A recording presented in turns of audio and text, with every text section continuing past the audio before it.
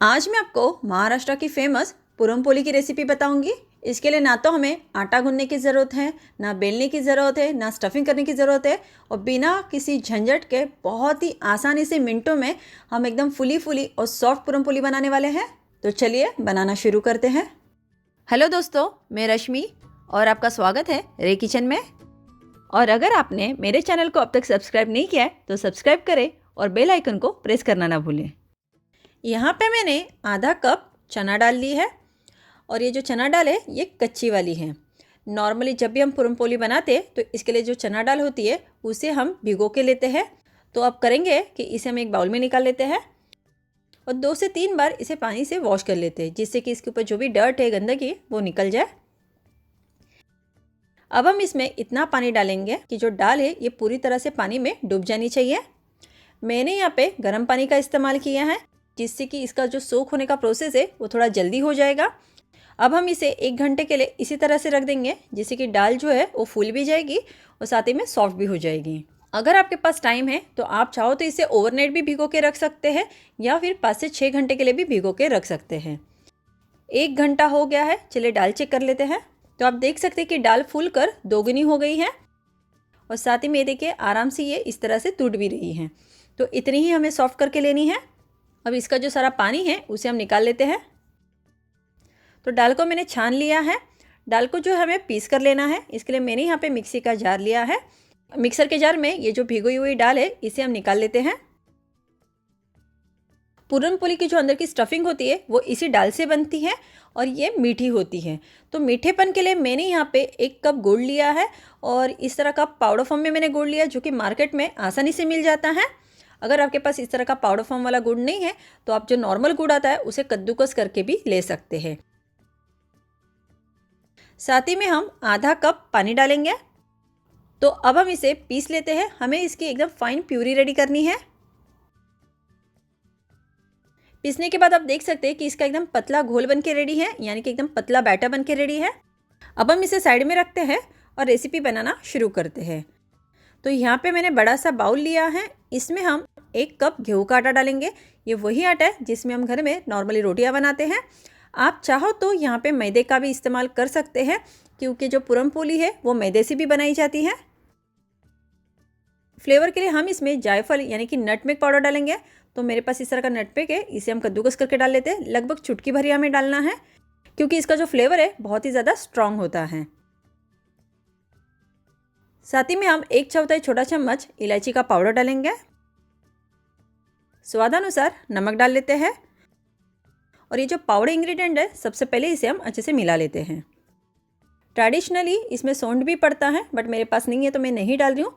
अगर आपके पास जायफल भी नहीं है यानी कि नटमेग नहीं है तो आप सिर्फ इलायची पाउडर के साथ भी इसे बना सकते हैं। तो इसे मैंने मिक्स कर लिया है। अब हमने जो ये पेस्ट यानी कि जो हमने बैटर रेडी करके रखा है पीस कर, इसे हम इसमें डाल लेते हैं। देखिए कितना पतला घोल बना है, इसमें कहीं भी दाल के दाने नहीं है। दाल जो है पूरी तरह से अच्छे से फाइनली पीस गई है। तो इसी तरह का घोल होना चाहिए। इसी में हम 1/4 छोटा चम्मच के करीब हल्दी डालेंगे। इससे बहुत ही प्यारा कलर मिलेगा, क्योंकि नॉर्मली जो पुरम पोली होती है वो हल्की सी येलोइश होती है, यानी कि पीले कलर की होती है। अब हम ये पेस्ट के साथ इसे अच्छे से मिक्स कर लेते हैं। पेस्ट बनाने के लिए मैंने गुड़ का इस्तेमाल किया था, यानी कि जैगरी का इस्तेमाल किया था। आप चाहो तो चीनी का भी इस्तेमाल कर सकते हैं, बट ट्रेडिशनली जो है वो गुड़ का ही इस्तेमाल किया जाता है, क्योंकि गुड़ में बनी हुई पुरम पोली सबसे ज़्यादा टेस्टी भी लगती है और खाने में हेल्दी भी होती है। बट अगर आपके पास जैगरी नहीं है तो आप शुगर से यानी कि चीनी से भी बना सकते हैं, बट टेस्ट में थोड़ा सा डिफरेंस लगेगा, क्योंकि चीनी की मिठास और गुड़ की मिठास में थोड़ा सा फ़र्क होता है। तो अभी जो बैटर है काफ़ी गाढ़ा लग रहा है। अब हम करेंगे, जो मिक्सी के जार में मैंने पीस कर लिया था ये जो बैटर, इसी में मैंने लगभग 1 कप पानी डाला हुआ है। तो ये थोड़ा थोड़ा करके पानी इसमें डालेंगे और बैटर को अच्छे से मिक्स कर लेंगे।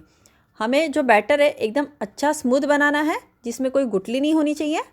तो थोड़ा थोड़ा करके पानी मिलाते जाएंगे और बैटर को अच्छे से मिक्स करते जाएंगे।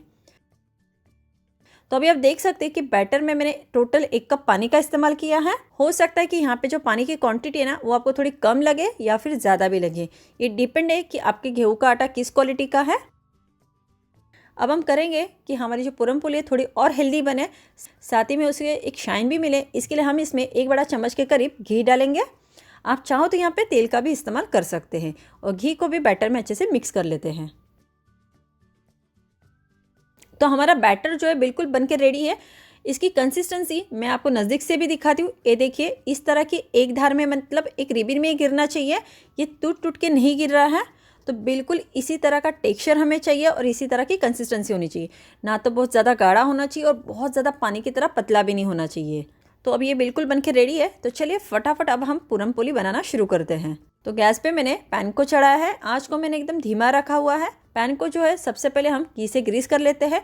आप चाहो तो तेल का इस्तेमाल भी कर सकते हैं, बट घी में ये ज़्यादा टेस्टी लगती है।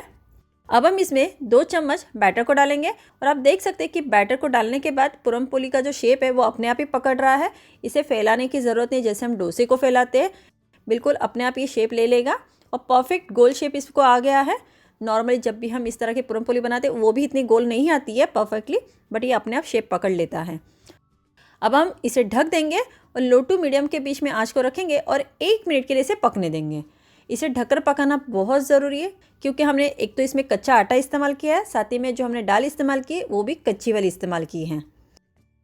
तो 1 मिनट हो गया है और आप देख सकते हैं कि ऊपर की सतह जो अब ड्राई होने लगी है। तो ऊपर से कुछ बूंदे और घी के हम डाल देते हैं, क्योंकि जैसे कि मैंने कहा कि हेल्दी बनाना है और साथ में टेस्ट भी आना चाहिए। आप चाहो तो यहाँ पे तेल का इस्तेमाल कर सकते हैं।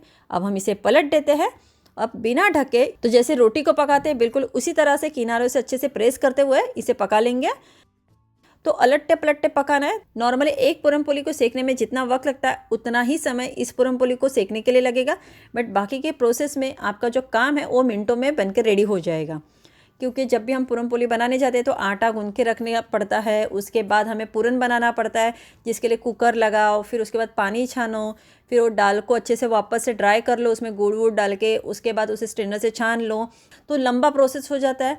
2 से 3 घंटे तो आराम से लग जाते हैं। वक्त भी जाता है, मेहनत भी लगती है, बर्तन भी बहुत हो जाते हैं। तो इसमें आपका सारा जो टाइम भी है वो बच जाएगा, मेहनत भी कम लगेगी और फटाफट पूरन पोली बन के रेडी भी हो जाएगी। अगर आप बिगनर हो या फर्स्ट टाइम आप पूरन पोली स्टार्ट कर रहे हो बनाना, या फर्स्ट टाइम आपको बनाना है, तो आप इस तरह से बनाएं। आपकी पूरन पोली एकदम परफेक्ट बनेगी।